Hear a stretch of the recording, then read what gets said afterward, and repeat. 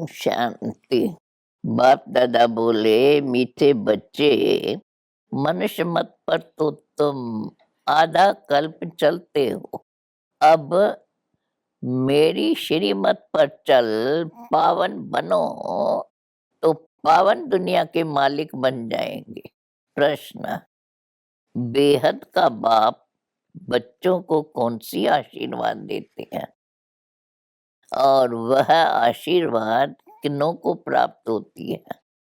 उत्तर: बाप आशीर्वाद देते, बच्चे तुम 21 जन्म सदा सुखी रहेंगे, अमर रहेंगे, तुम्हें कभी काल नहीं खाएगा, अकाले मृत्यु नहीं होंगे।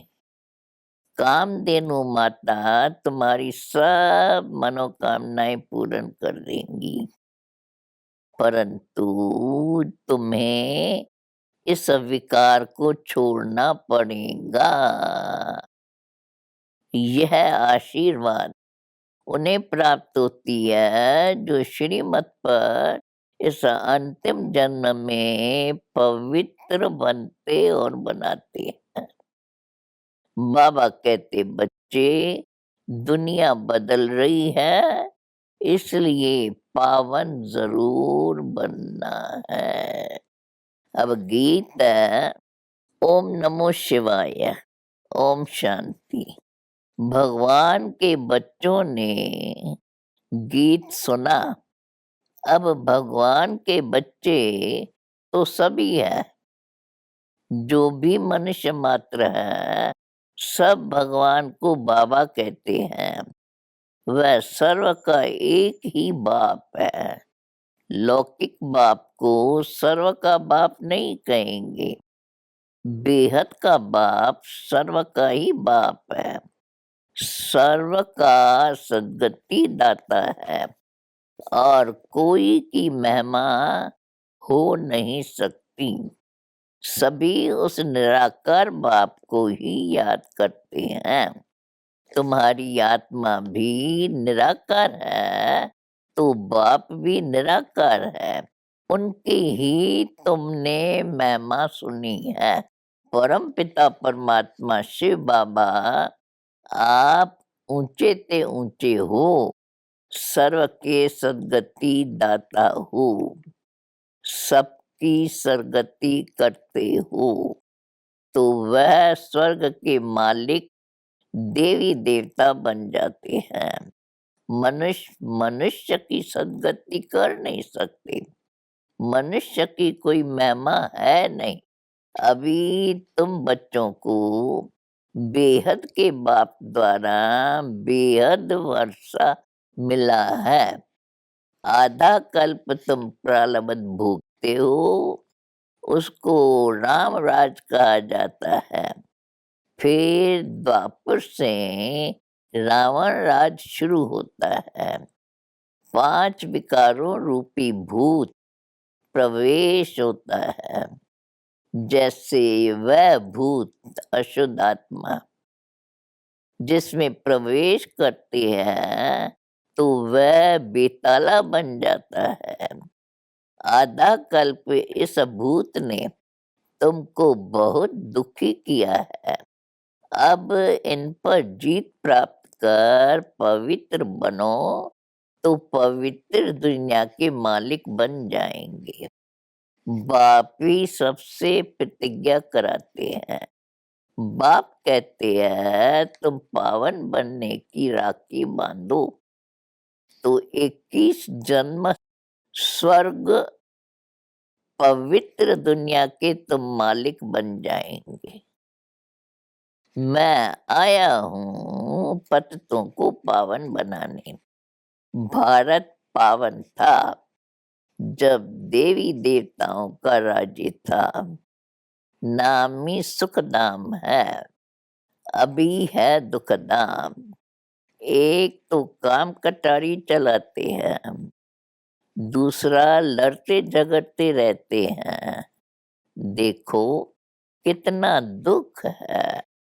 बाप आते ही है संगम पर।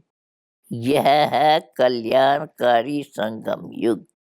तुम बच्चे सुख धाम में चलने के लिए अपना कल्याण करने आए हो। बाप कहते हैं अब मेरी श्रीमत पर चलो। मनुष्य मत पर तो तुम आधा कल्प चलते रहे। सदगति दाता तो एक बाप ही है। उनकी श्रीमत से ही तुम स्वर्ग के मालिक बन जाते हो। बाकी यह शास्त्र तो पढ़ते पढ़ते अब कलयुग का अंत आ गया है।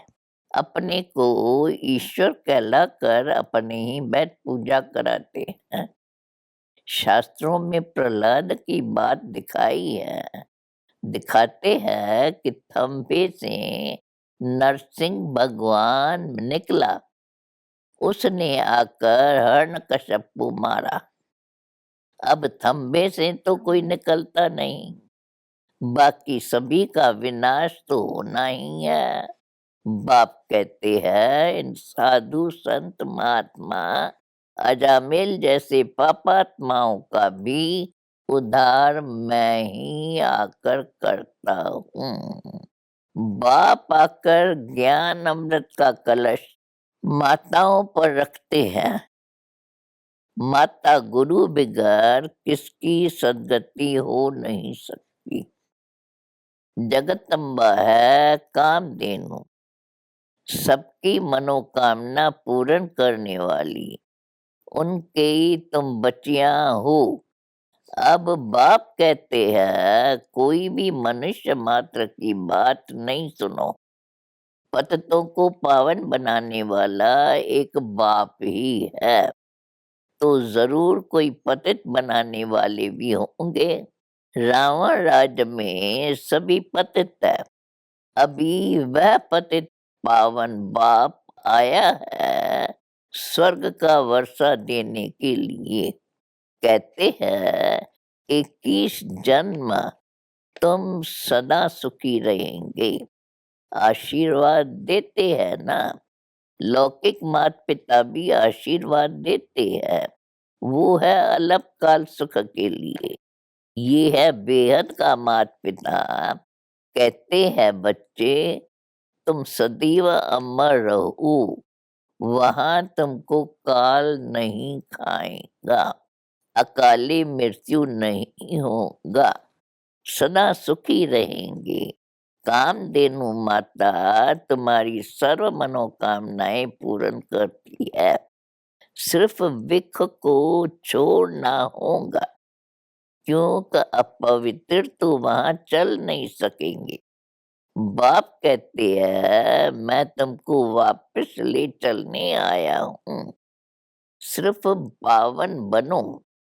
ऐसे नहीं कि बच्चे को शादी कराते हैं, न अपने को पतित करना है न दूसरों को पतित होने देना है।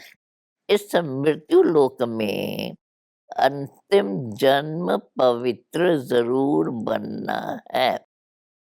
तब अमर लोक चलेंगे। बाप बैठ आत्माओं को समझाते हैं। आत्मा ही धारण करती है। बाप कहते हैं तुम हमारे बच्चे हो। अभी फिर ले चलने आया हूँ। जो पवित्र बनेंगे उनको साथ ले चलूंगा। फिर वहां से तुमको स्वर्ग में भेज दूंगा। मीरा ने भी विख का त्याग किया तो उनका नाम कितना बाला हुआ। बाप कहते हैं बच्चे अब पुरानी दुनिया बदल नई बनने वाली है। नई दुनिया में देवताएं राज करते थे। मैं ब्रह्मा द्वारा तुमको राजयोग सिखलाता हूँ। तुमको श्रीमत देता हूँ श्रेष्ठ देवता बनने के लिए। कृष्णपुरी में चलना है। श्री कृष्ण की देखो कितनी महिमा है। वो है सर्वगुण संपन्न। हमारी मत पर चलेंगे तो ऐसा लक्ष्मी नारायण बनेंगे। जिन्होंने कल्प पहले वर्षा लिया होगा वो श्रीमत पर चलेंगे, नहीं तो आसुरी मनमत पर चलते रहेंगे। यह बाबा भी उस निराकार से ही मत लेते हैं।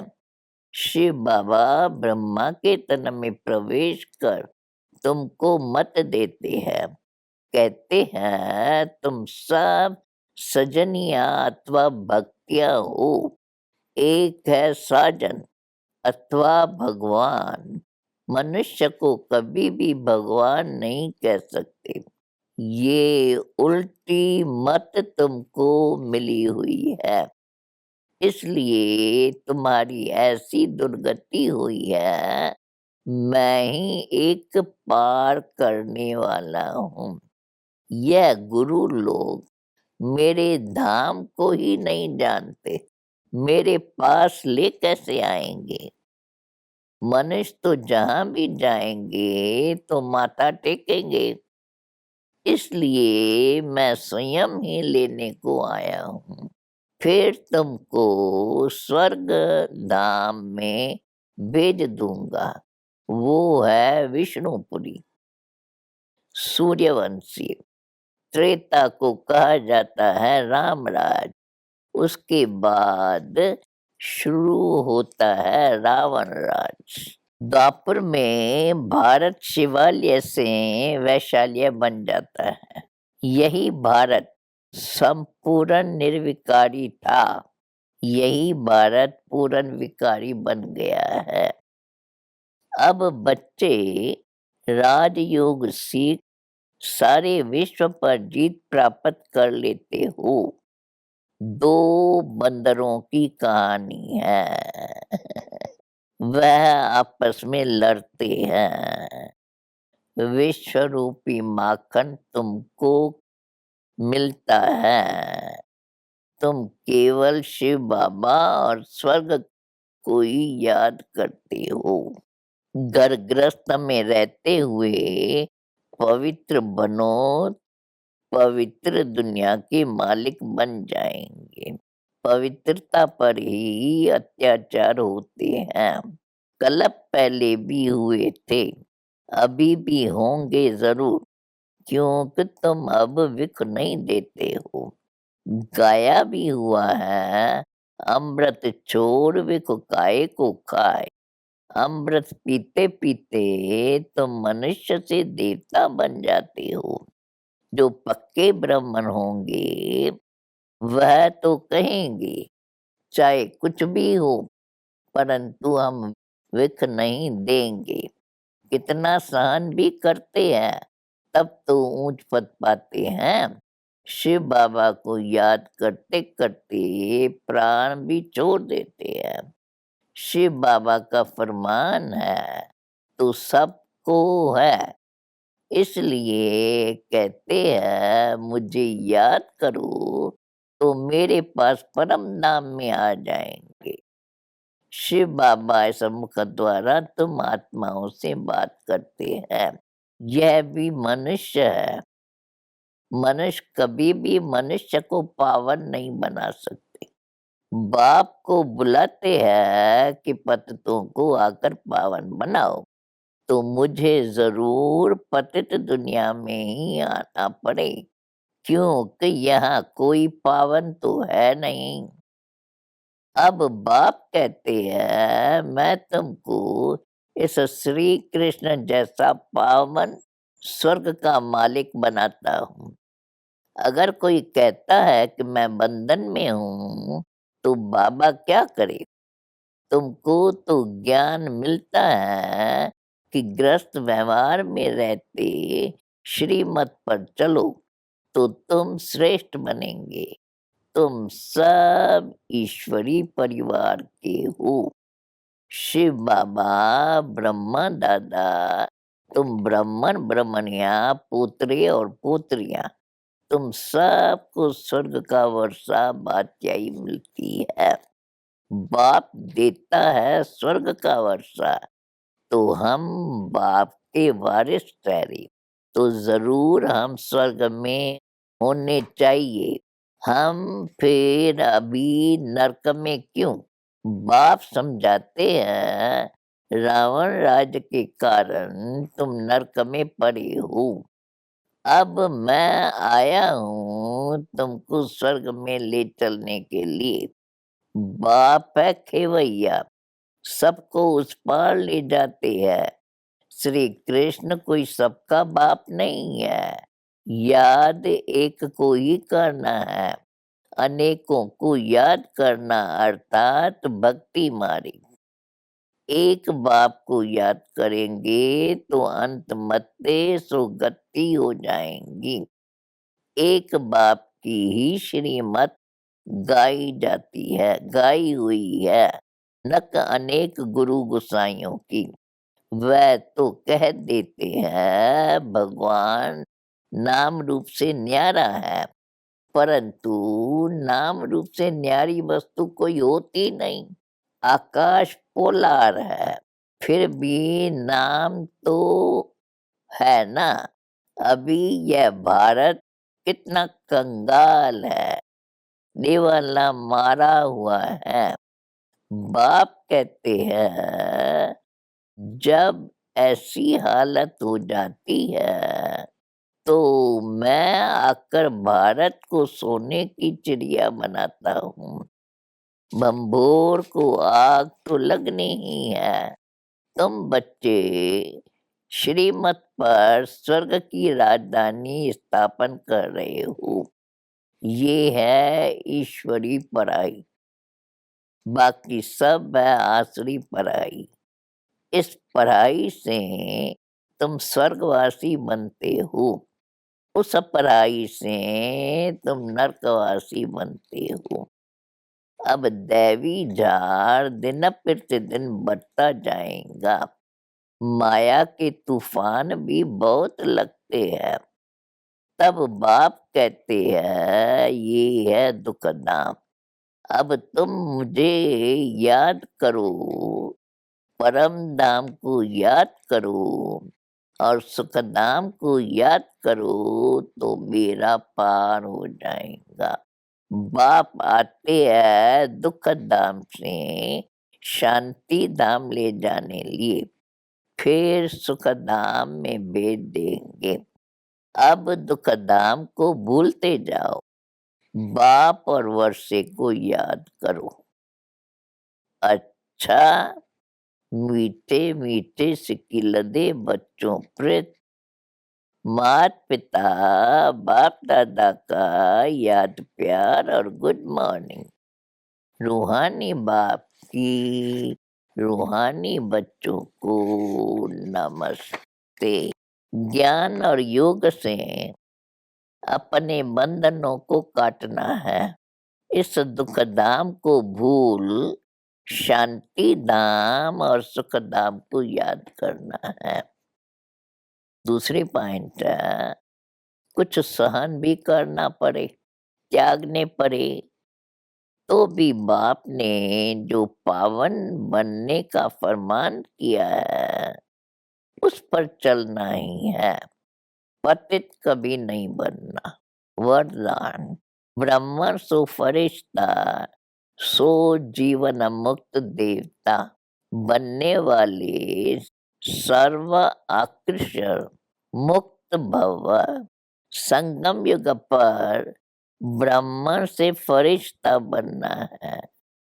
फरिश्ता अर्थात जिसका पुरानी दुनिया, पुराने संस्कार, पुरानी देह के प्रति कोई भी आकर्षण का रिश्ता नहीं, तीनों से मुक्त। इसलिए ड्रामा में पहले मुक्ति का वर्षा है, फिर जीवन मुक्ति का। तो फरिश्ता अर्थात मुक्त और मुक्त फरिश्ता ही जीवन मुक्त देवता बनेंगे। जब ऐसे ब्राह्मण सो सर्व आकर्षण मुक्त फरिश्ता सो देवता बनो, तब प्रकृति भी दिल व जान सिकव प्रेम से आप सबकी सेवा करेंगी। स्लोगन, अपने संस्कारों को इजी बना दो तो सब कार्य इजी हो जाएंगे। मातेश्वरी जी के अनमोल महावाक्य। परमात्मा करण करावनहार कैसे है? बहुत मनुष्य ऐसे समझ बैठे हैं कि यह जो अनादि बना बनाया सृष्टि ड्रामा चल रहा है वो सारा परमात्मा चला रहा है। इसलिए वो कहते हैं कि मनुष्य की कुछ नहीं हाथ, करण करनहार स्वामी है। सब कुछ परमात्मा ही करता है। सुख दुख दोनों भाग परमात्मा ने ही बनाया है। अब ऐसे बुद्धि वालों को कौन सी बुद्धि कहाँ जाएंगी?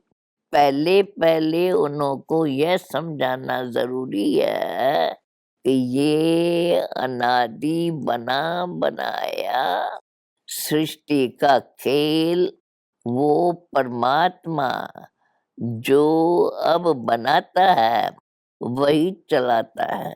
जिसको हम कहते हैं यह बनी बनाई का खेल ऑटोमेटिक चलता ही रहता है। तो फिर परमात्मा के लिए भी कहा जाता है ये सब कुछ परमात्मा ही करता है। यह जो परमात्मा को करण करावनार कहते हैं यह नाम फिर कौन सी हस्ती के ऊपर पड़ा है? अब इन बातों को समझना है। पहले तो यह समझना है कि यह जो सृष्टि का अनादि नियम है वो बना बनाया है। जैसे परमात्मा भी अनादि है, माया भी अनादि है और ये चक्कर भी आदि से लेकर अंत तक अनादि अविनाशी बना बनाया है। जैसे बीज में अंडरस्टूड वृक्ष का ज्ञान है ना, और वृक्ष में अंडरस्टूड बीज है। दोनों कंबाइंड है, दोनों अविनाशी है। बाकी बीज का क्या काम है? बीज बोया झाड़ निकलता है। अगर बीज न बोया जाए तो वृक्ष उत्पन्न नहीं होगा।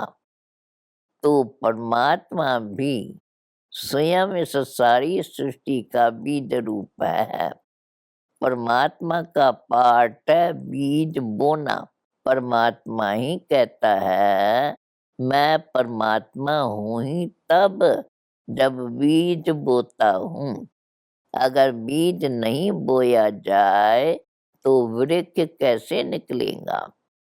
मेरा नाम परमात्मा ही तब है जब मेरा परम कार्य है। मेरा कार्य ही है जो मैं खुद पाटदारी बन बीज बोता हूँ। सृष्टि की आद भी करता हूँ और अंत भी करता हूँ। मैं करनहार बन बीज बोता हूँ। बीज बोने का मतलब है रचना करना, पुरानी सृष्टि की अंत करना और नई सृष्टि की आद करना। इसको कहते हैं परमात्मा सब कुछ करता है। ओम शांति।